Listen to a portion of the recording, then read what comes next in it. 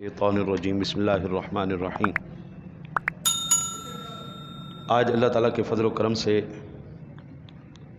ہم تیسری فصل کی ابتدا کر رہے ہیں جی۔ الفصل الثانی، صفوں کو سیدھا کرنے کے بیان میں تیسری فصل ہے۔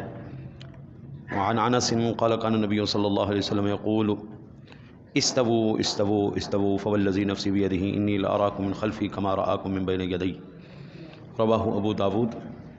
حضرت انس رضی اللہ تعالیٰ عنہ سے روایت ہے، فرماتے ہیں کہ رسول اللہ صلی اللہ علیہ وسلم نے ارشاد فرمایا، سیدھے رہو سیدھے رہو سیدھے رہو، اس کی قسم جس کے قبضہ قدرت میں میری جان ہے، میں تم کو اپنے پیچھے سے ایسے ہی دیکھتا ہوں جیسے اپنے سامنے سے دیکھتا ہوں۔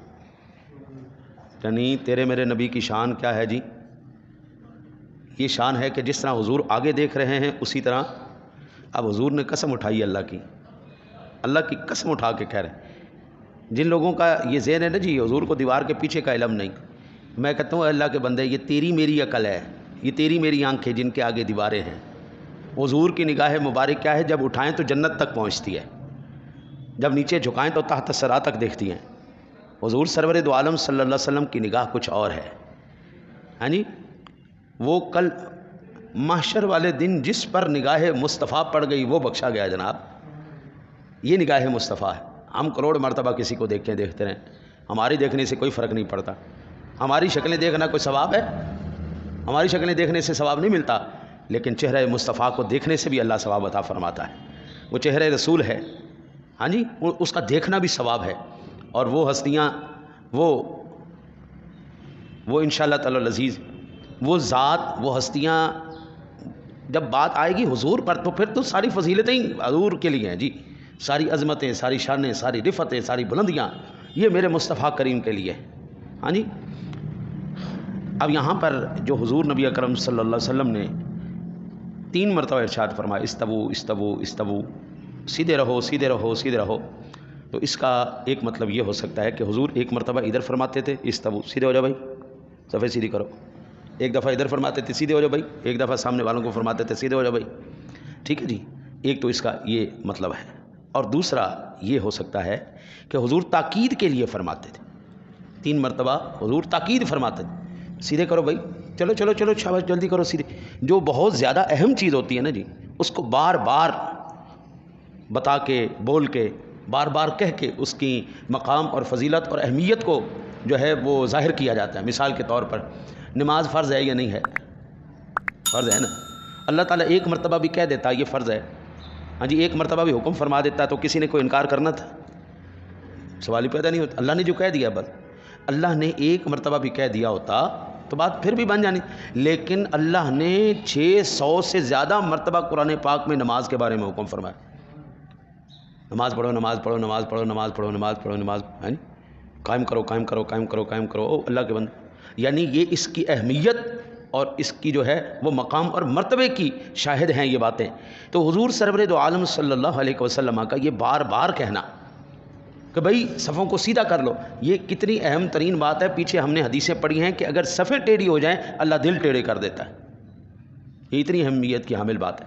پھر میں قربان جاؤں، آہا، حضور فرماتے جس طرح میں آگے دیکھ رہا ہوں اسی طرح میں پیچھے، فوالذی نفسی بیدہ، قسم ہے مجھے اس کی جس کے قبضہ قدرت میں میری جان ہے، انی لاراکم من خلفی کما اراکم من بین یدی، میں اسی طرح پیچھے تمہیں دیکھتا ہوں جس طرح میں تمہیں آگے دیکھ رہا ہوں۔ اگر کوئی امتی یہ ارادہ کر لینا قبلہ کہ نماز کے اندر مجھے میرے نبی دیکھ رہے ہیں، ہائے ہائے ہائے، ایک تو نماز کا سرور آ جائے گا، اور دوسرا جس وقت یہ خیال دل میں آئے گا نا کہ حضور دیکھ رہے ہیں، تو پھر میں کہتا ہوں سوال ہی پیدا نہیں ہوتا کہ آپ کا خیال ادھر ادھر بھٹک جائے، پھر خیال بھٹکنے کی کوئی وجہ نہیں رہتی نا جی، گنجائش ہی نہیں رہتی، کیونکہ حضور سرور دو عالم صلی اللہ علیہ وسلم کا خیال۔ جن لوگوں نے کہا کہ حضور کا نماز میں خیال آنا یہ معاذ اللہ گدے گھوڑے کھوتے کے خیال سے بھی بدتر ہے، میں کہتا ہوں ان کی ذہن کی غلاظت نکل کے باہر آ رہی ہے۔ میں کہتا ہوں جس نماز میں حضور کا خیال نہ آئے وہ نماز پوری نہیں ہو سکتی۔ آپ مجھے یہ بتائیں کہ آپ جب کھڑے ہوتے ہیں کیا سوچ کے کھڑے ہوتے ہیں؟ ایسے اللہ کھڑا ہوا تھا؟ یہ تو گستاخی ہے خدا کی، اللہ کو تم نے کھڑا کر دیا۔ وہ ذات کھڑے ہونے سے پاک ہے، لیٹنے بیٹھنے سونے اٹھنے وہ ان ساری چیزوں سے پاک ہے، تو پھر کیا سمجھ کے نماز پڑھتے ہیں؟ ہم یہ سمجھ کے پڑھتے ہیں ایسے میرے نبی کھڑے ہوئے تھے. نماز اسی طرح ہم پڑھتے ہیں نا، ایسے میرے نبی نے فرمایا تھا، رکوع میرے نبی نے فرمایا تھا، میرے نبی نے نماز میں یہ ارشاد فرمایا تھا، میرے نبی نے اس طرح فرمایا تھا. تو ہم تو کہتے ہیں کہ بلا جب تک آپ کو خیال مصطفیٰ نہ آئے آپ کی نماز ہی مکمل نہیں ہو سکتی. نماز مکمل کرنے کے لیے تمہیں خیال مصطفیٰ کا آنا ضروری ہے، کہ نماز حضور سکھا رہے ہیں نا، نماز تو حضور سکھا.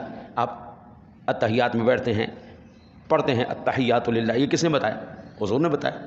جب آپ پڑھتے ہیں اللہم صلی علی محمد، تو کیا حضور کا خیال نہیں آتا ہے؟